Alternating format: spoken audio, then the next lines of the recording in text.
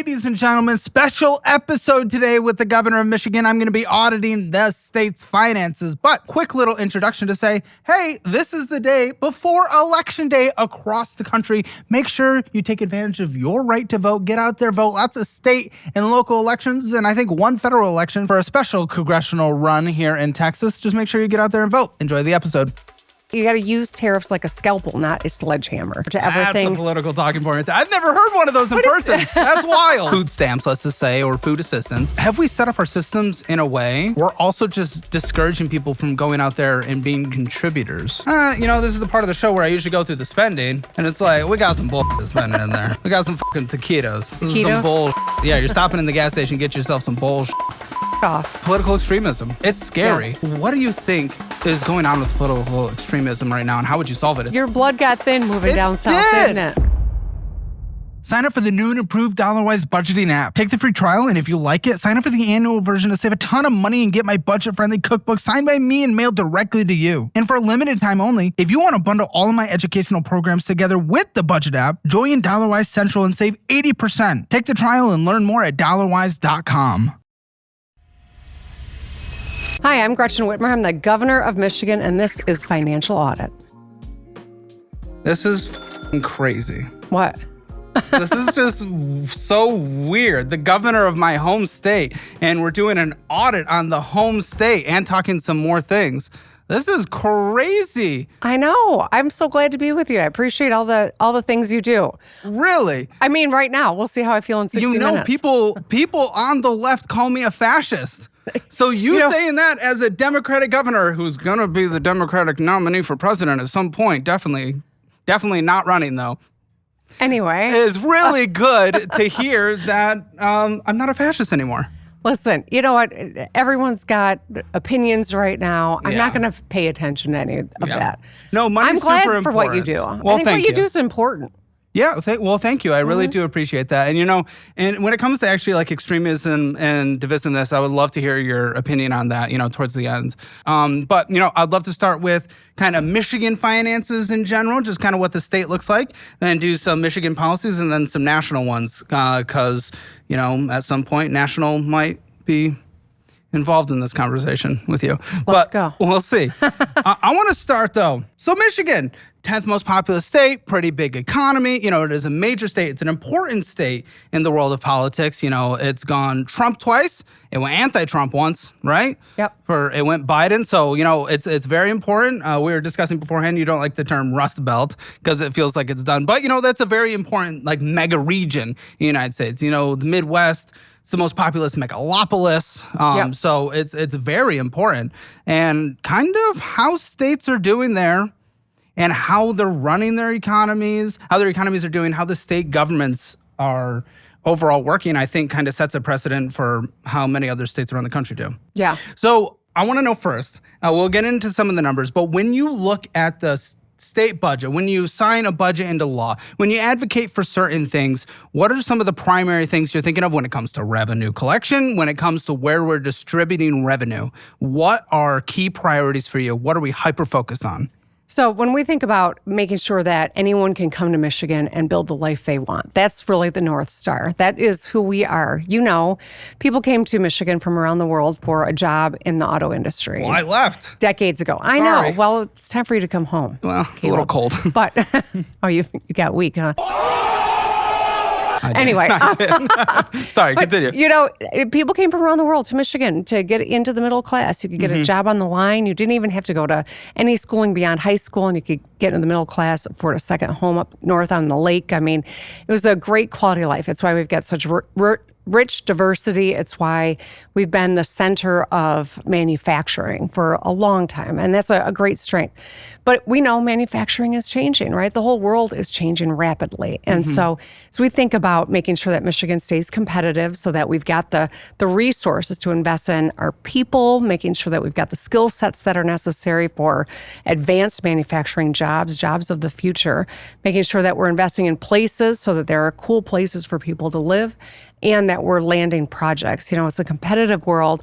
We have to outcompete other states. We have to outcompete other countries to get big investment that leads to good paying jobs. And right now, I think we've done a lot of good things in Michigan. It's tenuous with the tariff chaos that we're all navigating. This week ushers in another new era of Trump tariffs. And world leaders are trying to figure out how to respond to President Trump's attempt to reshape the global economy. Columbus, Michigan, for farmers feeding the state, but this year there's a new stressor. Tariffs. These tariffs are starting to take a bite. China slapped new tariffs on many items. Toys, furniture, smartphones, just about everything you can think of that comes from another country, you're going to end up paying more for it. We feel it more difficult in Michigan because of agriculture and advanced manufacturing, specifically autos.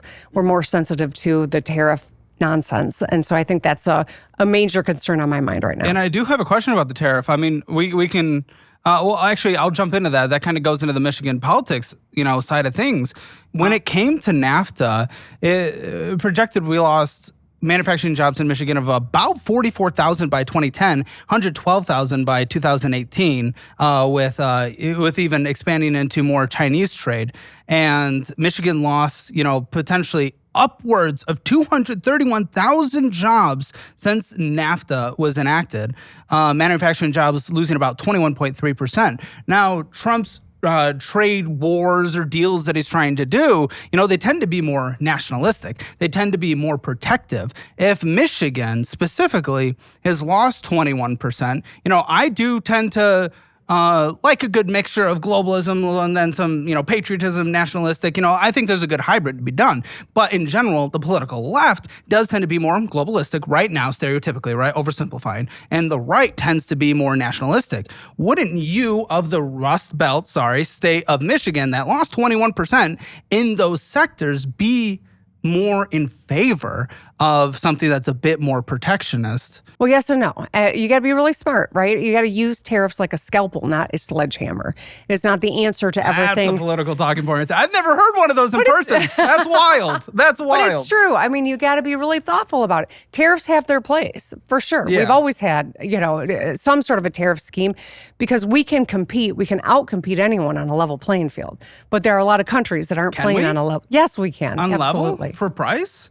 Yes. Our price of labor is substantially more expensive in the United States. When you look at quality, when you look at efficiency, yes, we can. But we got to have a level playing field. And because of so many decisions that have been made over many decades, we know that our North American auto industry relies on parts that are going back and forth over the Ambassador Bridge in Detroit to Windsor, Canada, 7-8 times a day for parts. I mean, this trade is really important. We've built it in. Trump negotiated the USMCA, or whatever you want to call it, depending on which country you're in. They all call it something different because they want their own country to start first. I totally, wholeheartedly want us to onshore and bring as much manufacturing to the shores of the United States. By the same token, I'm very sober about who our allies are and who's really been a part of our growth and what we've required manufacturing to rely on.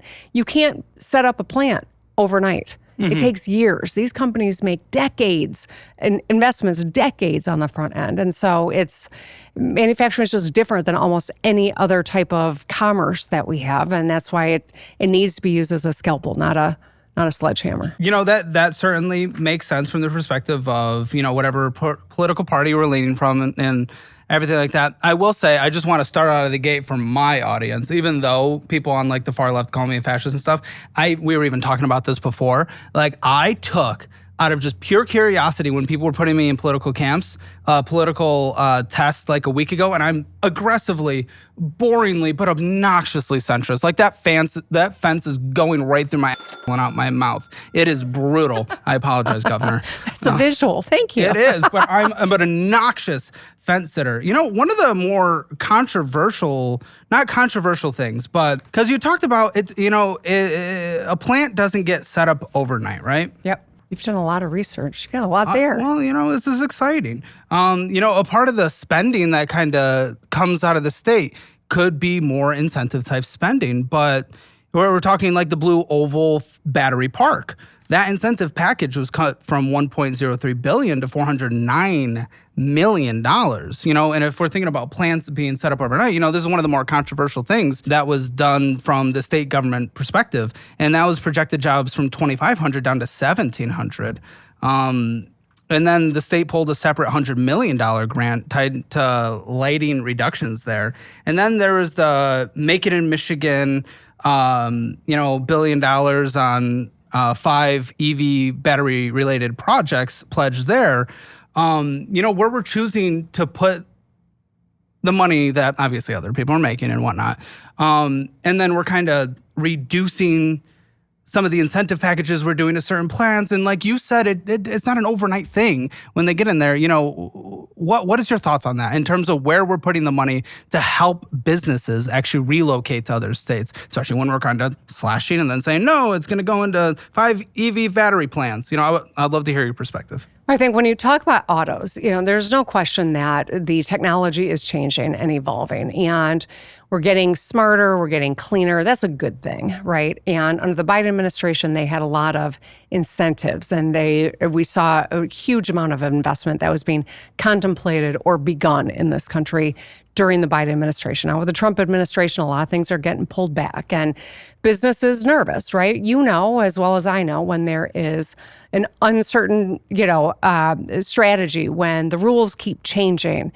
What happens in uncertainty? It's paralysis, right? You stop spending, you pull back, you wait to see, is the dust going to settle, and we're going to make these billions of dollars of investments. And so one of the things we know, though, as more electric vehicles come online, as we build up the grid and support people being able to travel with an electric vehicle, where the batteries are built is going to be the center of gravity, because they're going to be the heaviest component in the car.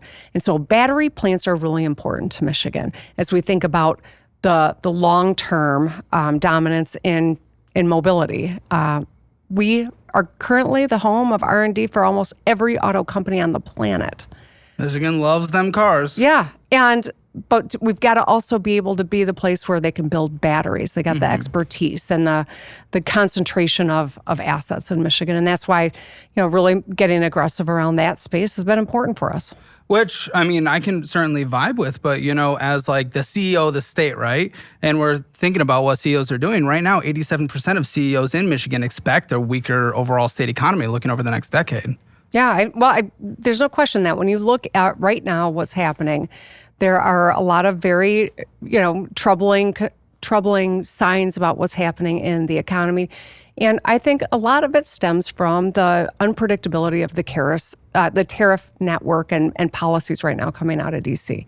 It's challenging. And I have been advocating with the president, with his cabinet, with folks in Washington, DC. I go no matter who's in office because my job you hit is your face. deliver. Well, I wasn't there for that particular press conference, but that was very funny. That was very funny, wasn't it? Come on, that was great. I can laugh at it now. Yes. But, my job is I'm the governor of Michigan. I got to show up and fight for the people of Michigan and the Michigan economy. And that's really what I'm doing when I'm trying to set the table, when I'm trying to make sure that our people have skills and that you understand, how to have personal finance, passing a law so that we are arming our people with information so they can make good choices and build the lives that they want. All of these things are related. And I am very excited to talk about that one because that is something I've advocated for these past 3 years. But I do want to talk about, again, the state of Michigan first. Sorry, I get distracted into rabbit holes way too easily. So outstanding debt for the state of Michigan, $6.925 billion by the end of last year. Now, we're looking at 2024's financials because I believe 2024 to 2025 financials for the state of Michigan just closed out this month or last month, if I'm not mistaken. However, good news. That debt went down $300 million or 4.2% year over year. Geo-bonded debt, $691.2 million.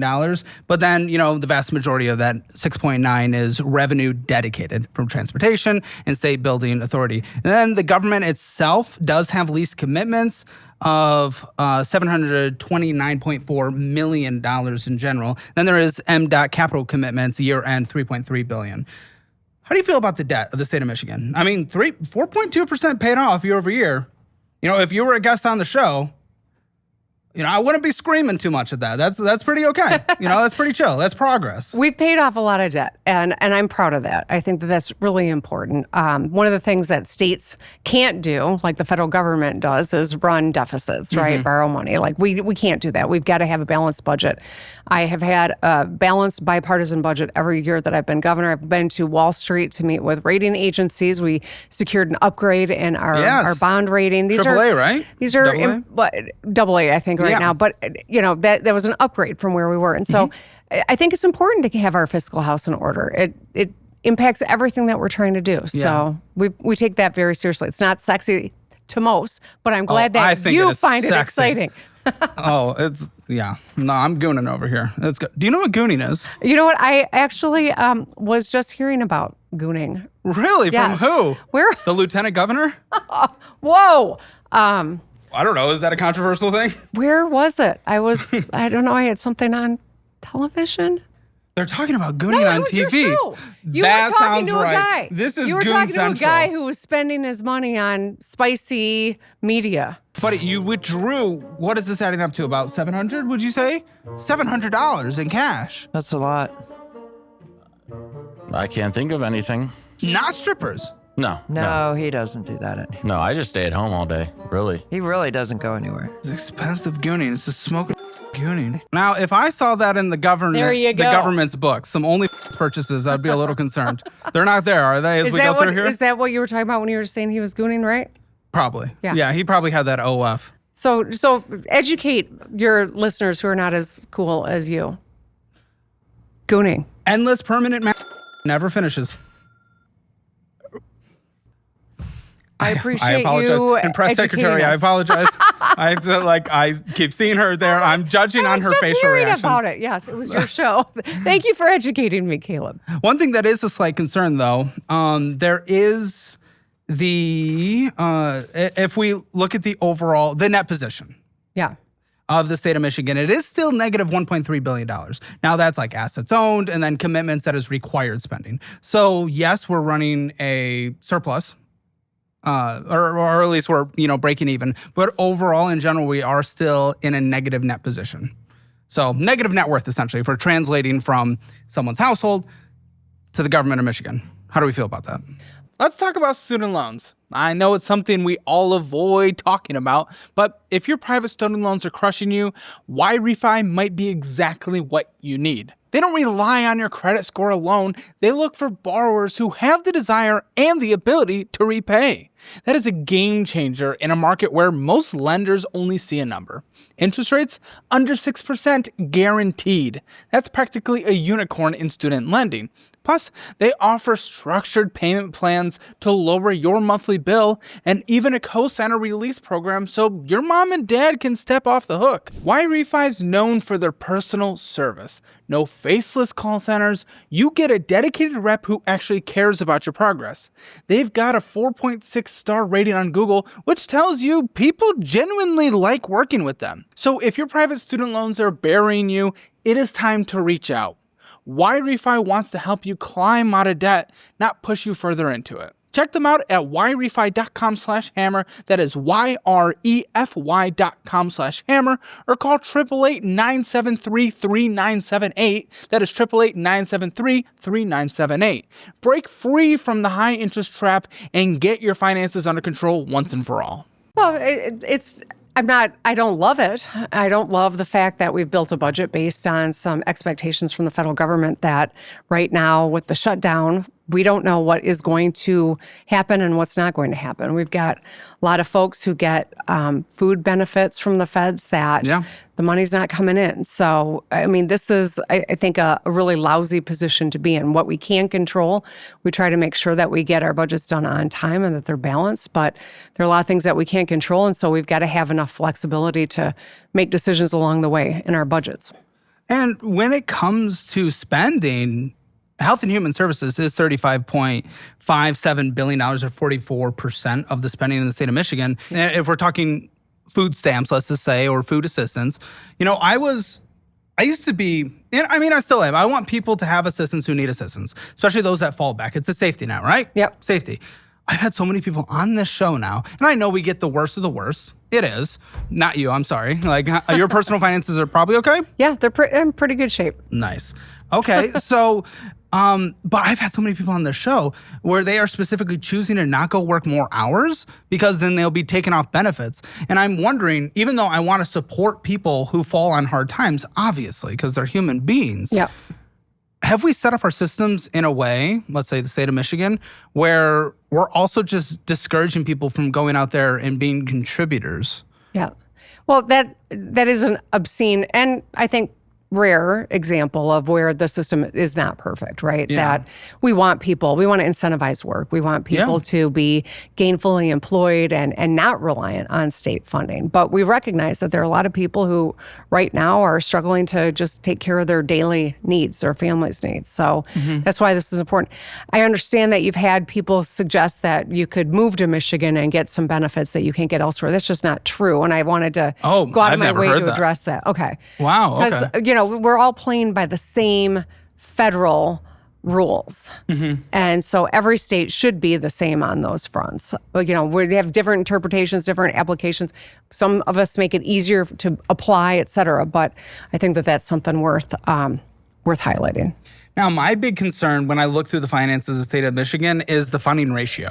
For the pension. Michigan's next budget is on Governor Gretchen Whitmer's desk. And a primary focus of the budget, as it always is public education. The move in the lame duck session is aimed at bringing greater financial stability to troubled districts. This is much less than the last fiscal year. We're talking about an unfunded liability of about $27 billion, but a good chunk of that doesn't make it to the classroom. The state ranks 44th in the nation when it comes to starting pay. The average starting salary for Michigan teachers was $41,645. That's around $4,800 less than the national average. There's not a lot of economic incentive to pursue a career in teaching. The budgeting could result in layoffs in the upcoming year. We're talking 74.83% is adequately funded for what is needed to fund for the entire state pension. I would love to hear your perspective on this. Now, I will give a W. That's gone up from 66.3% last year to 74% this year. But that is still very far away from mandatory that needs to be handed out. And honestly, the gain has only been caught up through market recovery. Yeah. Well, we've got a state treasurer, Rachel Eubanks, who I think does a fantastic job. We've made a lot of headway on whether it's paying down debt or increasing our rating, but there still is more work to do. There's no question. I mean, pensions have been an important tool in getting people to go into public service. Yes. And we saw with the Detroit bankruptcy about 10 years ago that all the pensioners ended up not getting fully what they expected to when they worked for like the city of Detroit for as many years as they did. So these pension systems can be unwieldy, but we have a duty to fund them. Sure. I mean, the pension system being $24.4 billion underwater is 5 times the annual K through 12 school aid fund contribution. So it's going to take a long time to close the gap. And then also with a retiree to active ratio of 1 to 3, it's a little scary. What would you do to fix it? What do I'm curious. I know you've done a ton of research here. How do we stack up? What are you seeing things that other states are doing that we should learn from? I'll be honest. I was just pulling data from the state of Michigan and hyper-focusing on state of Michigan. Yeah. Because even when it comes to a lot of the guests on the show, I try not to sit there and endlessly compare them to other people. Right. I take a look at their situation. I'm like, okay, here's things that aren't good. What can we do to fix it? Now, fixing a pension, that is not my expertise. But I would absolutely love to hear, kind of what you would do. If you had the dictatorial stamp in the state of Michigan, how would you fix this pension underfunding ratio? Well, at the end of the day, right, I don't get to have a dictatorial ability to fix every problem that I see. And I think that's not how it should be, frankly. I got to work with the legislature to have policies that make sense that everyone can live with. And right now I've got a Republican House and a Democratic-controlled Senate. I think that we did a lot of good things in this last budget that we got done, whether it is cutting taxes on overtime and tips like the House Republican leadership wanted to do. It's similar to what President Trump has done on the national level, or it is investing in kids and newborn health that was a Senate priority. We got a lot of good stuff done, but there's always going to be additional work to do to shore up as we think long-term, especially as we've got so many public servants who are aging and are going to be relying on this. So how can I fix it overnight? I can't fix it overnight. Not overnight, I recognize that it's an important part of a long-term solution that we got to continue to strive toward. Well, what is the steps to put in for the long-term solution, though, to fix the pension? Want to know a dirty little secret? And no, I'm not starting an only. You're not broke because you suck with money. You just can't see where it's going. If your bank account is empty at the end of every month, that is not bad luck, that is bad tracking. And it's exactly why I use DollarWise. It shows you exactly where your money's going every single month. Spending, subscriptions, and savings all in one simple dashboard. Everything you need and nothing you don't. And when you download DollarWise today, you'll get 6 to try it for free, plus 3 months for just $9.99. So you can finally take control and see what your money's been doing behind your back. Click below to get started. Well, first, as you said, we were in a stronger position than we were, and a lot of that's been driven by the market. Yes. So we'll take it, right? But how do we ensure that we're putting more resources in? We've got our MIPSers, which is our school employees retirement. That is going to be coming offline in a few years because we're getting up to full funding there. And so that is one additional mechanism that we'll have to put toward additional retirement dollars. So my concern when it comes to, I know that's not a retirement plan for everyone in Michigan. It's, the employees for the state. But when it comes to, especially on the federal level, entitlement programs that are put in, I'm a big fan, a lot of the concept of a lot of them. But one thing that we at least find within the last 100 years, if a big entitlement is put in, it's impossible to get rid of. And my fear with, like a pension plan like this, right, is it's so attached, people are going to be very patriotic about it who are, state employees. Mm-hmm. But if it is not a sustainable system, it's going to be borderline impossible to tweak in a significant enough way to change it or even get rid of. Kind of like Social Security, it's not going to work for my generation. I'm going to get a substantially less amount of money. Yep. And that sucks. And it's going to be much more on the level of a literal Ponzi. It's not right now. Because right now, money coming in, it's not fully dependent on money coming in. But by the time I retire, it's going to be fully dependent on money coming in. So that's what makes me nervous about like the pension system. Well, I think to be clear, no, people aren't getting pensions now, right? Like this is not a long-term issue that we're seeing continued in terms of policy. Mm-hmm. Previous governors and legislators got into the pension system. I'm not. Yeah. And I've been doing this for 25 years. So well, you're going to be president, so we don't have to worry about it. Well, we're phasing out is what I'm saying. So as you think about like how is this sustainable over the long run, it's not going to be as big an issue for us in the long run because it's not available to people. That's good.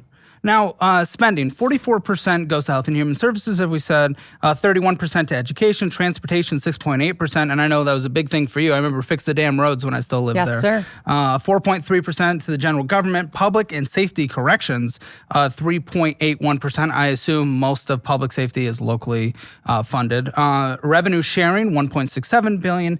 Tax credits, 1.46, and I do have a little bit, to talk about that as we continue to go through this, and then just some smaller ones in general.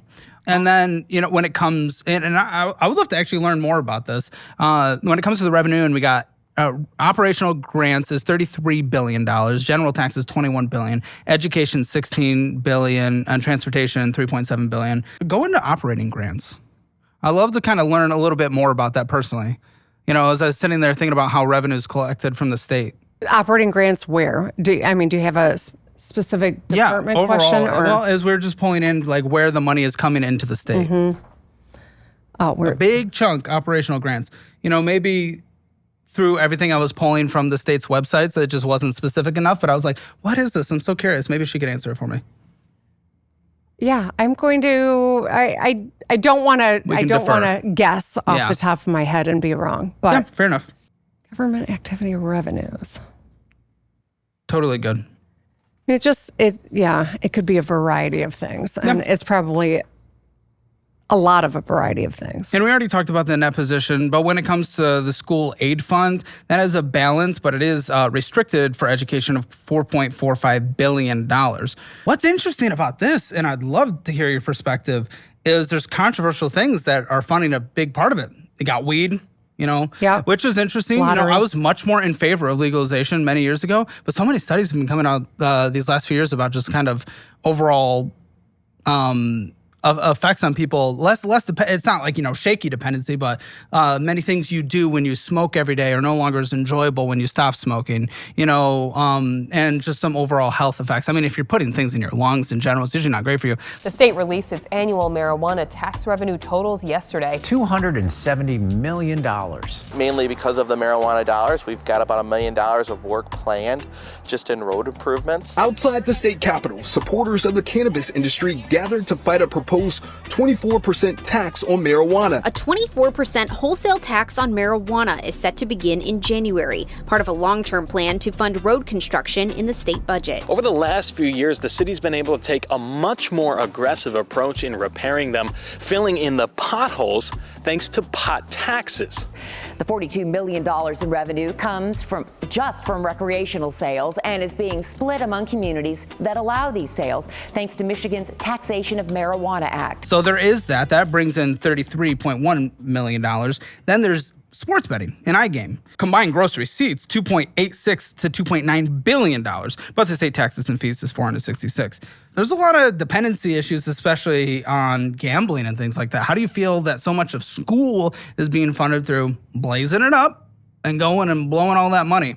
Yeah. Well, you know what? I don't love that we see, a lot of gaming funding our schools, et cetera. But at the end of the day, people are engaging in the conduct, and every state taxes it and, operates budgets based on whatever taxes they collect. Our sales taxes also help fund our schools. Our sales taxes are lower than they are here in Texas. So yes, but we don't have income. To make up what the difference is, right? Like there are legislatures and governors past have selected different things to include in the school aid fund. It's not like I came into office and said, all right, this is how we're going to start doing it. But you got to recognize that sin taxes are always the easiest taxes for legislators to take votes on. And that's generally why we see them continuing to fund things like schools and everything else in state government. Well, people would say and advocate for it that it hurts the lower income the most. That's not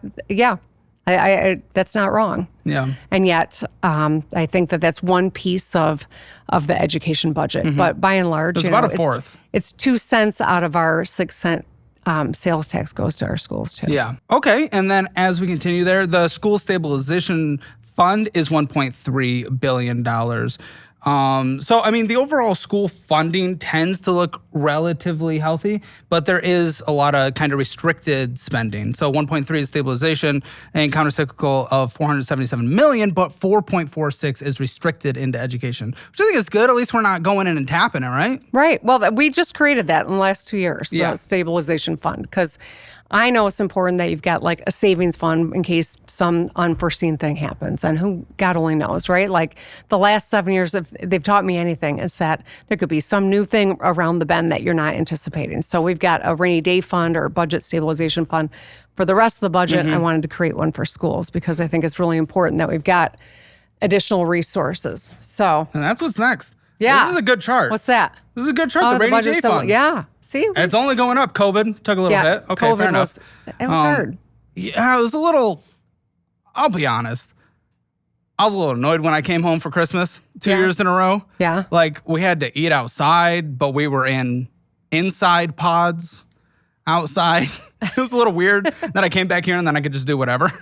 Well, that was a bit weird, I'll be honest. Well, but remember what the temperature was. Here, you can walk around outside all day, right? At home, but if I could in Michigan, in the winter, we're all inside, breathing on each other. But if I was allowed to be inside, outside, why couldn't I just be inside? Because you were inside, outside with just your small group of people. And the servers and bussers. Listen, Caleb, none of us wants to go back and relive that. That's we were true. doing the best we could with very little or very bad information. I'll accept it. I just remember being a little annoyed. I'm sure. And it was cold too. Like, what the are people doing? It's so cold. What are we doing? Like, your blood got thin moving down south, didn't it? Well, now I hate the summers, so it's fair. I'd like to get a place up there again on Gull Lake at some point in retirement. I love Gull Lake. I used to think razor burns were just the cost of shaving. Like irritation and bumps are just how it works, right? So I kept trying to fix it with fancier creams, cold towels, better prep. But it turns out I wasn't solving anything. I was just managing damage with expensive blades that dull fast and cost way too much. And then I tried Henson. This razor isn't trying to be flashy, it's just engineered better. It's a single blade precision designed to stop tugging, pulling, and that post-shave fire you've been pretending isn't a problem. My skin is calmer with no bumps, and for once, I didn't need more products, just the right tool. So if your current razor routine feels like a string of workarounds, maybe it's time to upgrade to something that actually works. Check out Henson at the link below. It is one of those rare swaps that saves your skin and your wallet. Get 100 free blades with the purchase of a razor that is over 2 years worth. Let's get back to the show. Personal tax rate. There was a 2023 drop to 4.05%, but that was brought back up to 4.25%. And the Supreme Court denied an appeal on August 30th of last year. Were you more of a proponent of keeping it at 4.05 or moving it back to that 4.25? I was a proponent of following the law, which said I had to go back up to 4.25. Okay. If you were able to pass a law to bring it back down to 4, would you? If someone could tell me how we're going to fund the things that we need to fund. Would you cut back on anything in order to fund that? I think we've made a lot of hard cuts recently. So before I would agree to take more important resources out of our budget, I'd want to know where people think they're coming from. Part of the hardship of being in this spot is, at the end of the day, I got to make sure the book's balanced, right? And so it angers some people on my left, it angers some people on my right when I say, no, I don't want to look at that tax cut unless you got a solution for me. And no, I'm not going to look at this spending unless you're telling me where the money's coming from. I'm curious if this was, me and my obnoxious middle, and this was the what was that? This was the right, and this is the left, and let's say Bernie and Mondami are right here. Where are you? It depends on who you ask, but I think I think I'm closer to the middle. Well, when I still lived there and you're going through the primary, there was a dude with I think a fake toupee. Oh, yeah. Kind of guy. I think he's in Congress now. But he was like the progressive, far left running. And then you were the more center. He and Abdul El-Sayed, yes, were both way on the, yes. But then it really kind of irritated me at the beginning, to tell you the truth, because I'm proud to be a very, progressive former legislator. With the receipts, right? Like I'd been in the legislature. I took lots of votes. I had an agenda, and two guys who never ran for anything ran and took all these positions and tried to make me look like I wasn't really a good Democrat. And you know what? It irritated me at the beginning, but they actually probably did me a favor because I think more people were open to hearing me out, and that's probably how I won. But can you beat Gavin Newsom? In Michigan? Yeah. I could beat anyone in Michigan. Fair enough. Now, one of the big percentages that money does go to, if we're bringing taxes, legally up from 4.5 to 4.25, there is the Working Families Tax Credit. And this is a redistribution type system. And I think a lot of people forget in this country, even compared to many Western countries, our income tax system is actually towards the top of the progressive world. A lot of the funding that comes in those Western European systems, social democracies that we like, are usually value-added taxes. That's what kind of pays the bills, right? And that tends to hurt everyone, where we tend to be more progressive, where the top 1% in this country pays, I believe it's 30% of all income taxes. The top 50% pays 98% of all income taxes, the top 50% of earners. So we have this where we move the taxes back up, but the state of Michigan, is handing more money out. So there's a single worker with no kids making $15,000, and the federal government might get $600 to $700. There was a match of 6% of Michigan, but now we're getting up to 30%. So the earned income tax credit, that's what that is. The Working Families Tax Credit is what we're calling it now, but it was really the earned income tax credit. And this has been around for decades. A lot of states offer the EITC to draw down federal dollars for people that are working full-time but can't make ends meet. Like a lot of people you have on your show, right? You've got people who are working $15 an hour jobs, cannot make it doing that. And so this incentivizes full-time work by giving people some additional tax relief. And it is disproportionately it's like over 50% supports people who are also raising kids. So it's like got that compounding benefit. Yeah, a single parent with 2 kids making $25,000 a year would roughly get $6,800. And now, you get that 30% match from Michigan. Now, technically, this is a form of redistribution. It is. Maybe it's with a good heart. Do you think at the end of the day, it is overall beneficial to the economy in terms of the way we're looking for our economic structure to be created and managed?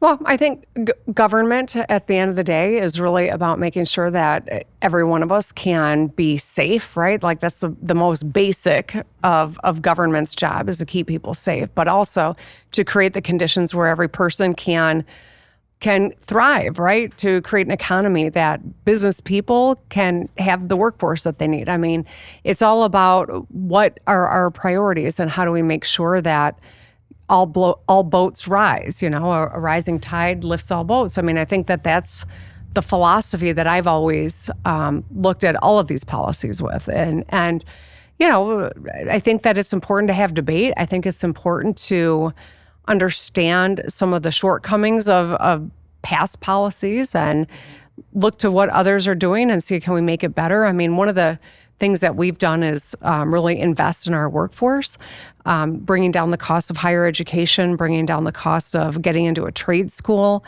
There was something called the Tennessee Reconnect. We, borrowed that idea, made it our own, and we've got the Michigan Reconnect, which helps people 25 and up go back to school and earn additional credentials. So, it's in all of our interest to make sure that those basics are addressed. So there's also one of the more controversial things for EV holders like myself. I have a Model X, and I love it, and they hate me for it, and it's great. We have $160 a year for EVs since they're not paying, gases. They're not getting gas tax. Is it fair, especially if you're more on the clean energy side, that they're punished for not having a gas vehicle? So how are you punished for not having a gas vehicle? $160 a year for EVs and $60 a year for PHEVs as well. Yeah. Okay, so that's for a registration fee. I mean, you're still using the roads, right? Mm-hmm. So it's about tolls. It's a We have good here in Michigan and Texas. We're exploring tolls. It's a little more challenging because we don't have people cutting through Michigan like we do Ohio and Pennsylvania. Yeah. So it's a little more challenging, but we're studying it, and I think we're going to explore whether or not there's a roadway or two or many that might make sense. Go to Canada, right? Cut through Michigan to go to Canada. Yeah. I don't know if tolls are honestly good or not, but I just, that's one of the controversial things that I kind of want to bring up. Controversial. It's not like people are like raising stakes. Yeah. Okay. And then we'll move on. How did you get into this? Can I ask you a question? This? Yes. Why is this your passion? Did you have a bad experience or did you make a bad decision? I was poor as in Michigan. Okay. But that was my choice, not Michigan's fault. Okay. And I was dumb. Started learning about personal finance a lot. And then after wanting to switch career fields from product management and wanted to work with a YouTuber, someone kind of led me along for a couple months, didn't hire me. So I decided to start my own. Yeah. Is the short version. All right. Yeah. What's the worst financial mistake you ever made? That I ever made? I mean, I maxed out a credit card at 18 immediately on a piano. I wanted to get a piano because I was going to be a music major. I have to get a nice piano, $2,500. Just, there we go. Or McDonald's every day, junior year of college. Also maxed out another $2,500 card. At McDonald's? And that's why we got this. That's why we got this, baby. That's that. Damn. So we already talked about, some of the spending and incentives cut back from the Ford Marshall Plan. And then there was the Make It in Michigan, where we spent $1 billion on 5 EV plants. As of 2025 of this month, lawmakers killed that multi-billion subsidy program, right? Well, we're retooling a bit. So I'm working with the legislature to make sure we still have some good economic development tools. But, you gotta retool. You gotta be nimble. We're competing against Ohio, we're competing against Japan. You know what I mean? Like we're competing against the world. So we've got to have the tools we need.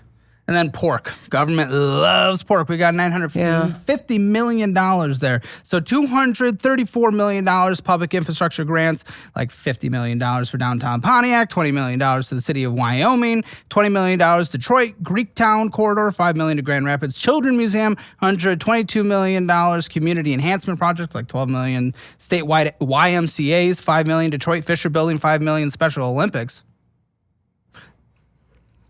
$5 million West Michigan Chamber. Do they not have their own money? Special Olympics? I mean, Special Olympics? Are you against Special Olympics? No, not the biggest fan of taxes sometimes. I understand. Especially now that I have to write the check instead of it getting automatic. I get it. But, this is not unique to Michigan. It's not great. And we are making changes to have more transparency in the process. Yes. To make sure that people who are promoting whatever project they want to get done have to do it so many days in advance so that the whole world can scrutinize it so that they can make their case that it's the right thing to do. And trust me, I qualify for the Special Olympics. I'm $91 million for healthcare projects, $20 million to the Henry Ford Health, $30 million Saginaw Medical Center, $10 million for Detroit firefighter health support, and then dozens of smaller options like $900,000 to a Troy cricket field. Guess lots of Indian immigration there. $200,000 to New Buffalo Disc, and $1.6 million Grand Rapids Ballet from the States. Why can't Grand Rapids do that? It's a good question, Caleb. I'll have to tell you what legislator asked for that, and you can ask them that question. That's just, I love my home state. I know. Well, this doesn't make sense when you're looking at it from, 40,000 feet. I get it. But don't we? Get it. Before we I understand. But at the same token, I got to get a budget to my desk, and legislators come with their, with their special projects, and they negotiate them in. And I introduced a budget. It doesn't have any pork in it. All right? Yeah. When I introduced the budget. So these are not things that I ever I can appreciate was that. advocating for. Yeah. But the legislature gets their shot at it, and this is often what you see. Detroit downtown boxing gym, $2 million. Detroit Zoo, $7 million. We like the zoos. They're great. Zoos are exciting. Frankenmuth Youth Sports Complex, $10 million from the state. Potter Park Zoo in Lansing, $10 million. This is the part of the show where I usually go through the spending, and it's like, we got some bullshit spending in there. We got some fucking taquitos, all right? That's what we call them here. This is some bullshit. Yeah, you're stopping in the gas station, get yourself some bullshit. Some Special Olympics bullshit. Now, we love the Special Olympics. We love the Special Olympics. I don't just didn't know endorse the state anything paid you for said. it. Yes. Yeah. Well, actually, and why it's kind of controversial is a lot of it is like no bid, negotiated late, and sponsor disclosure or after passage. Yeah, I know. It's gross. I mean, I think that every dollar should be, if it's used in those ways, there should be a bidding process or front end transparency, which is what I think we're going to get done. There's also $3 million in, I think, this year for state managed retirement plan marketplace for businesses under 100 employees. Like, we get, I'm a small business under 100 employees. Like, I save money on taxes implementing a retirement plan. Why does the state of Michigan need to come in and use taxpayer money to set up retirement plans for private businesses? It's a good question. I don't have a great answer for you other than I think the goal there is obviously to help the Small Business Association help their members get health care. And at least there are some things in court, like $2.5 million for the Lansing lug nuts.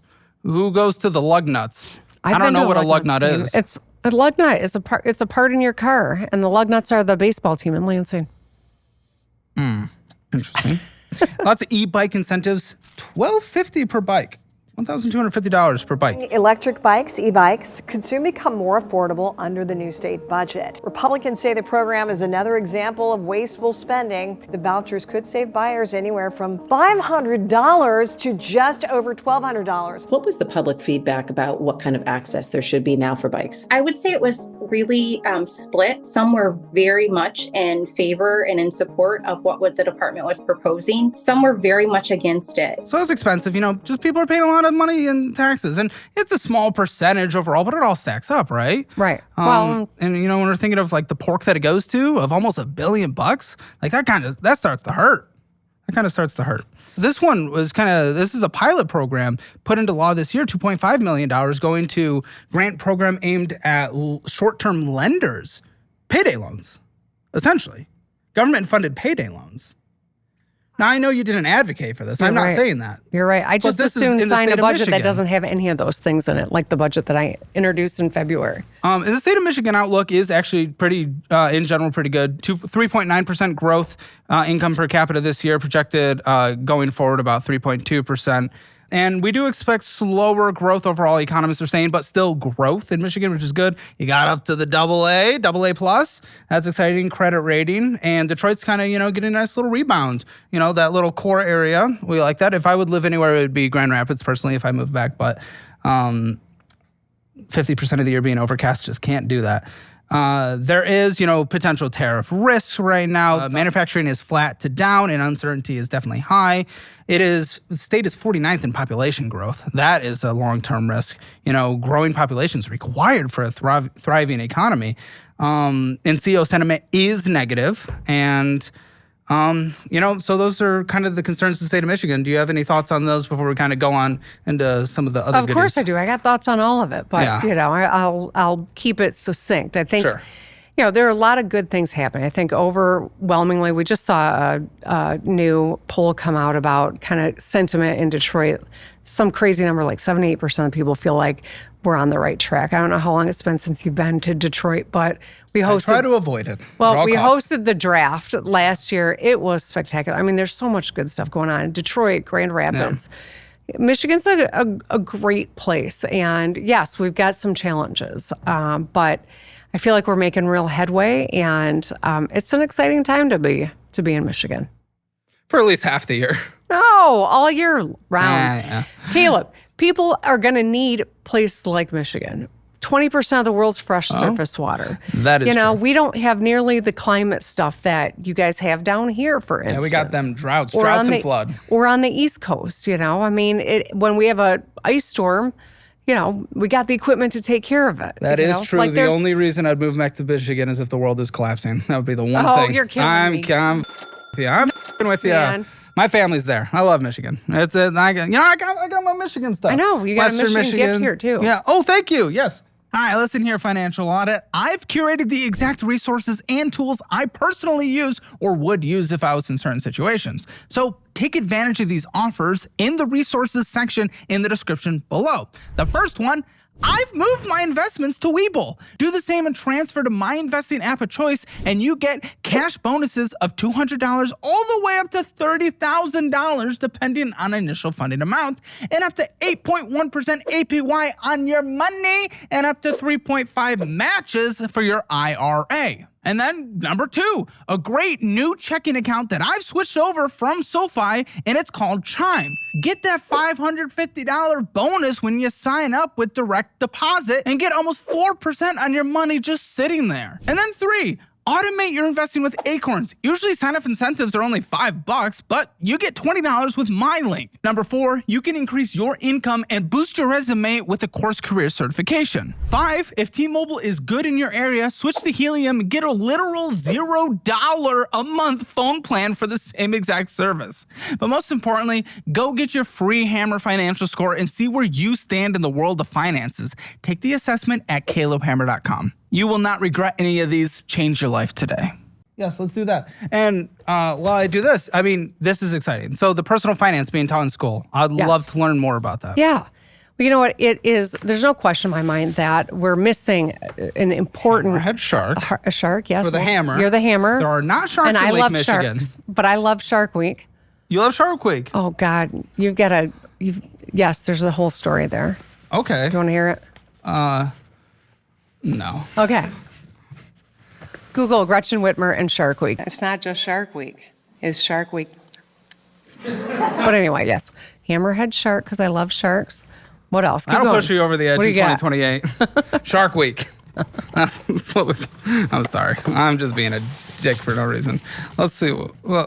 Some coasters, I think. I'm feeling coasters. Look at that. The state of Michigan coaster. We love it. It is the Great Lakes state. There you and it go. is the Mitten state, Wisconsin. F*** off. Like, right. What are they doing? Wisconsin, give me a break. Yeah. Tell them to f*** off. Fork off. Okay. Well, I really appreciate it. I would love to learn more about personal finances being taught. Something more. Oh, wait. Here's the... yeah, Natty. This is exciting, and I want to close the conversation on a happy note with that. But okay, yes, we'll save it. Western Michigan, the national championship in college hockey last year. Thank you. Hockey puck, yes. They beat my alma mater, Michigan State, on the way. So You're damn right. We split with Michigan this weekend. Yes. But personal finance being taught in school. So, there's no question that everyone needs to know personal finance. I remember talking to my daughter when she was taking algebra, and she's like, why do I need to know quadratics? I need to know how to pay my taxes and buy a house. Mm-hmm. And, that sentiment, I think, is real, right? We've got to give people the tools they need to take care of themselves. And we got to do it before they head off to college and get that credit card when they're 18 years old and buy a stupid piano.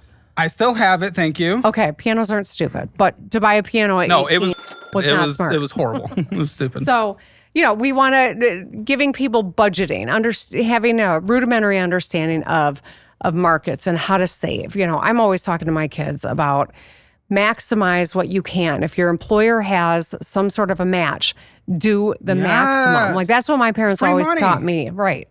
And I did it my whole time. And I've been a public service, my whole life. Mm-hmm. I'm not complaining about what I make, but I don't make a fortune. It's public service. That's part of it.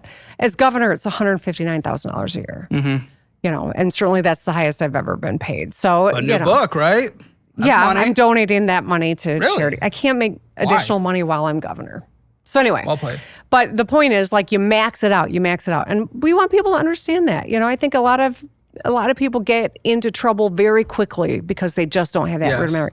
Even my husband, who was a dentist, he went to school, K through 12, went to college 4 years, went to dental school 4 years, and then have really nice teeth. Thank you. Yeah. I paid a lot of money. I knocked these suckers out when I was in 8th grade. But anyway, the point is, he graduated after all this schooling, didn't have any idea how to run a business. Yeah. No one taught him that. That's why all dentists kill themselves. Yeah. Oh, God. It's true. I got dark fast. No, it's true, though. But high suicide rate. But had to figure that out on the fly. Didn't get that rudimentary knowledge. So that's what we're trying to do.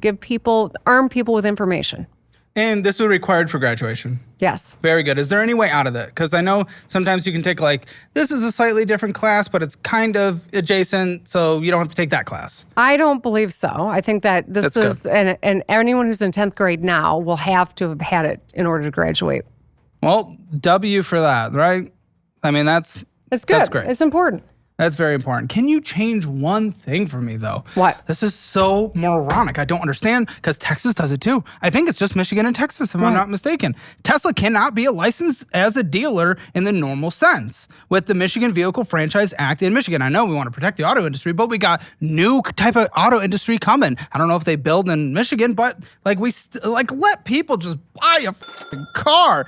And they have to avoid being in-state new direct sales under dealership law. So the sale is orchestrated out of state and then the vehicle titled in Michigan afterwards. And Tesla cannot directly own a service or repair faculty in Michigan under the same corporate structure.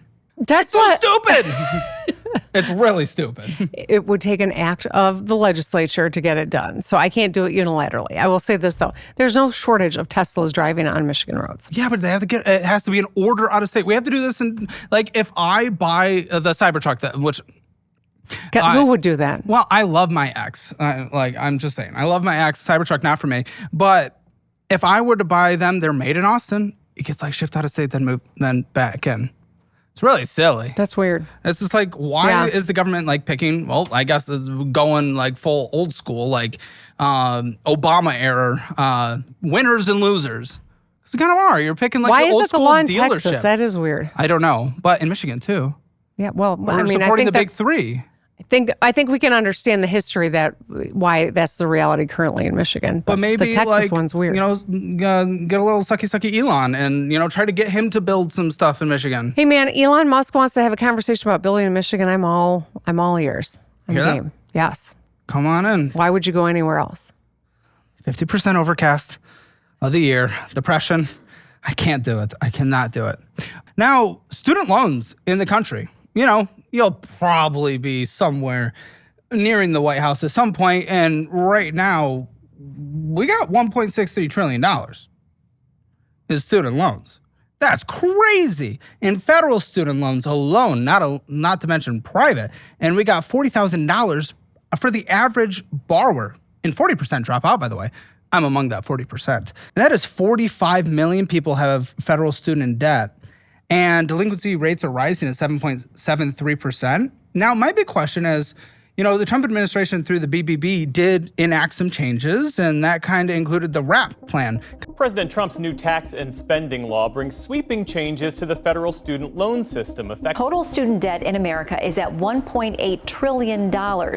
It's roughly tripled in the last 17 years. A surge in past due student loans is sparking new concerns about the health of the U.S. economy. Currently have 22,000, 56,000, 90,000, 134,000, $108,137.48 in student loans. In one survey, 60% of younger borrowers said they'd be in their 40s before their student loans are paid off. My daughter's going to a school she can't afford, $240,000 in debt. She's going to be a well-financed barista when this is over. And simplifying a lot of the complicated repayment processes.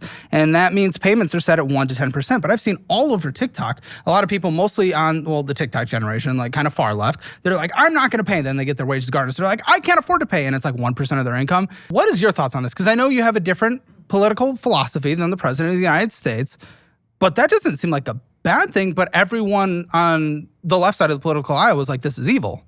So where we're sitting right now, there's and every once in a while I smell toast. Do you smell the toast? Okay. Yeah, it's a bakery. You're not having a So I stroke. want to make sure I wasn't having like something going on. Okay. I'm sorry. Anyway. I always forget to tell people.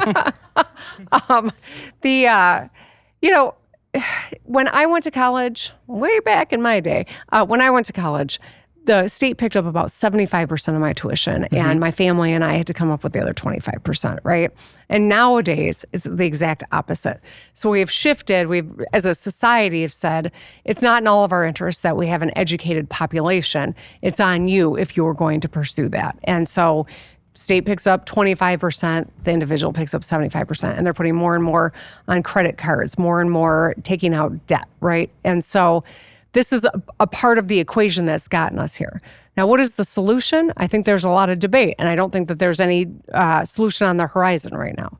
But I guess what I would challenge you and ask you is, what do you think? I mean, you're someone that this, you're closer to the generation we're talking about that's carrying all this debt. I got 40,000. You had your amount of debt that you acquired.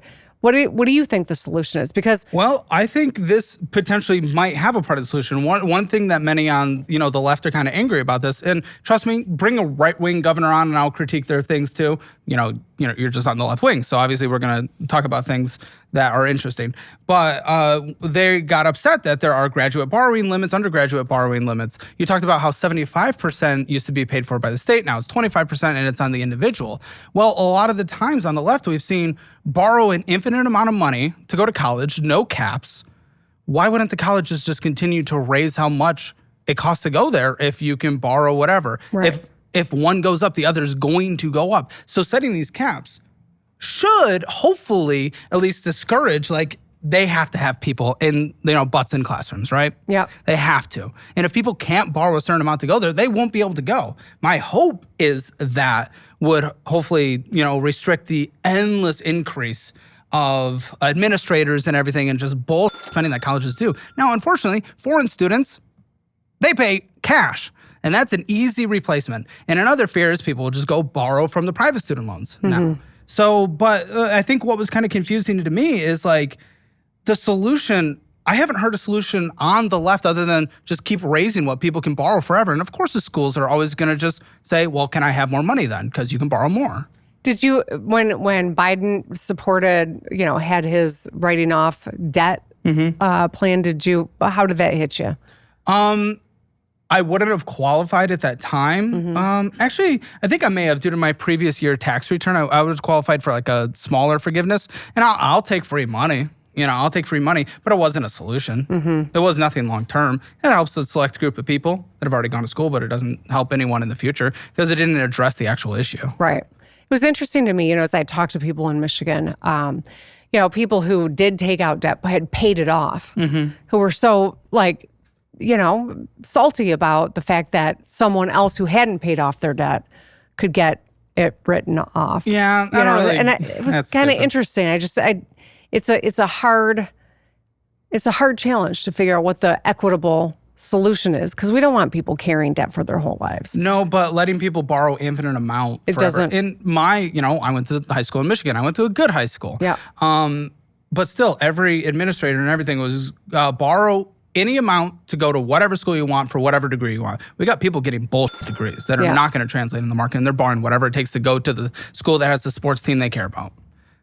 I mean, that's just not working. Yeah, well, we could have a whole conversation about sports and college. If you were president in a hypothetical world, of course you will never run, but would you want the wealthy to pay more taxes? Would I mean, just for the purpose of paying taxes, or Income, for the capital purpose gains. of strengthening our, economy our national debt's and insane. our paying off our national debt for purpose of our homeland security and making sure that we've got defense. I think we've got a lot of important things that we have not been doing. But do you that we need advocate to for do. tax increases among? I'm not here as a candidate for a higher office, and I'm not here to advocate for any in new Michigan, taxes. would you but raise taxes? In Michigan, I mean, we did just raise taxes on sales of cannabis. Mm-hmm. But income taxes on individuals, or I know there's no capital gains taxes. But I have not introduced an income tax in Michigan. No. And you wouldn't support it if it came across your desk. It ain't coming. Okay. I mean, I'm just telling you. I know you want to have a tax to play conversation. You want to play all the hypotheticals, but I'm grounded in reality. It ain't coming. Okay, Why but am I tax going to take a increases. position on something that's never going to happen? Okay. When you're president, would you propose higher taxes, income taxes Well, on I don't the wealthy? know. All that concerns me is, California, they've lost 1.6% of personal tax income because people can move anywhere now. The UK itself, they've lost 16,500 millionaires going all across the world. They're losing tax revenue substantially, 10% lost in taxes and capital gains taxes because they decided to close some loopholes, and they're like, let's get people to pay the fair share. And now they're losing more tax revenue. So that's why I wanted to kind of hear your philosophy on this. Now we are wrapping up here. Can I ask a couple quick fires, Mr. Press Secretary? So a couple quick fires? Very cool. Quick fires. Very good. Michigan is a declining population state, where southern states, Texas gained 4.3, Florida 4.7, where states like New York, Michigan, California are leaving. Why do you think that's happening? Why is that transition happening in this country? I wouldn't say we're declining. We're not growing as fast. Yeah. I think that's an important distinction. The year of that this metric was taken, which was 2020 to 2023, that had a 0.3% loss. In our last census, we were up a percentage point. So whatever. I mean, Sure. It's not worth quibbling. It's just the point that, we do have an older population in Michigan. And I think that's part of why our strategy around it, investing in people, places, and opportunities, that bring good paying jobs is going to continue to be really important. But I had a chief growth officer first state in the country to do that. We want to stay focused on how do we grow our population. It's important. And now in the state of Michigan, we are seeing Michigan Court Rule 6.106 provides that the default presumption is release on personal recognitions, which is no money bond, or on unsecured bond rather than cash bail. We are starting to see even a shooting that happened in Austin over the weekend was someone that has already had multiple violent offenses. We know that individuals with 3 to 10 violent crime convictions represent only 0.9% of the total population, but account for almost 50% of violent crime. And those who have been released from prison account for 70% were rearrested within 3 years. Is these no cash bail systems that, we're tending to see places like New York, New Jersey, Illinois, DC, and we talked about Michigan, is that actually benefiting people, or is it just, are we not keeping people safe like we want to? I think, I'm proud of a lot of the trajectories that we're on in Michigan. I think that when it comes to the no cash bail, what we see is a situation where people without resources pay a much bigger penalty than those that do. Just one more example of it is in the criminal justice realm. Our recidivism rate is really low in Michigan. That's good. I'm proud of that. But certainly, there are always going to be examples of where someone is, not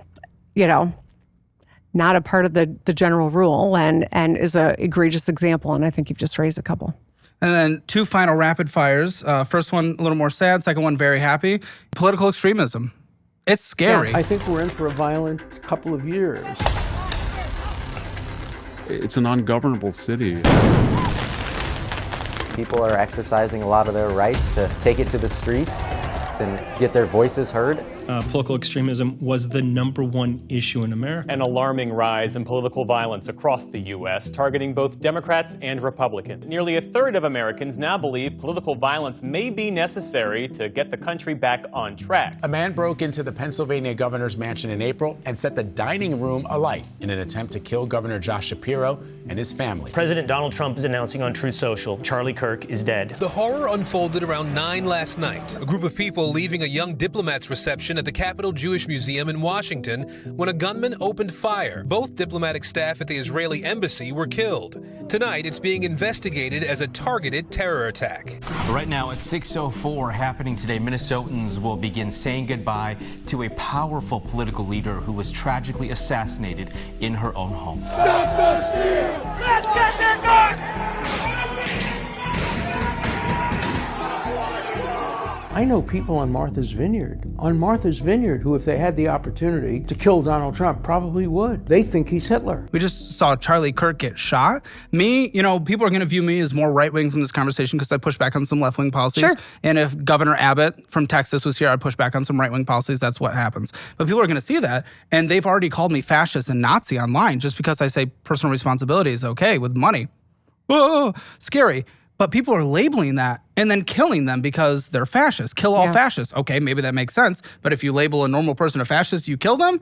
What do you think is going on with political extremism right now, and how would you solve it? I think it's really dangerous when we have leaders who want to fan the flames of anger and violence. I think it will continue to see it grow, which is why I take it so seriously, which is why whether I'm the target of it or one of my colleagues on either side of the aisle is, or the President of the United States is, I speak out against it every single time. Good. I don't make excuse for it. I do not accept it, no matter where it's coming from. It's not okay. And I think it's be refreshing if everyone with a platform did that. And then final, hey, the poll came out today, NCAA hockey, the top 3 teams, Michigan State, Michigan, Western Michigan. We are the hockey state. That's right. We own this place. National champions last year, Western Michigan. I don't know. You're probably rooting for Michigan State, but I just want to share a little bit of hockey love here. I love it. Let's go, man. Yeah. Awesome. All right, future President of the United States, Governor Whitmer here. Thanks for joining us for this financial audit. I'd say, hammer financial score for the state of Michigan. Honestly, looks halfway decent. Couple pension concerns, couple of that overall net worth concern, but looking at about a 6 or a 7 out of 10. So CalebHammer.com for that. Thank you, Governor. Thank you. And don't forget to join us for the Financial Audit Post Show, where we do an extra 20 minutes of this conversation with me and the team and the producers, and we break down this conversation and go into more tea. I'll see you there. Click that join button. Bye. Caleb, what's the one question you really wanted to ask, but you knew that you maybe couldn't ask? Oh, we didn't talk about hearing you say in front of the governor. or Gooning out of the gate. That was my favorite moment. Dude, Hammer Elite is the best YouTube membership on the platform, and I just upgraded it. 3 exclusive dedicated shows every single day, Monday through Friday. Join with the link in the pinned comment or description below. This is the best membership you'll ever join. That's a promise.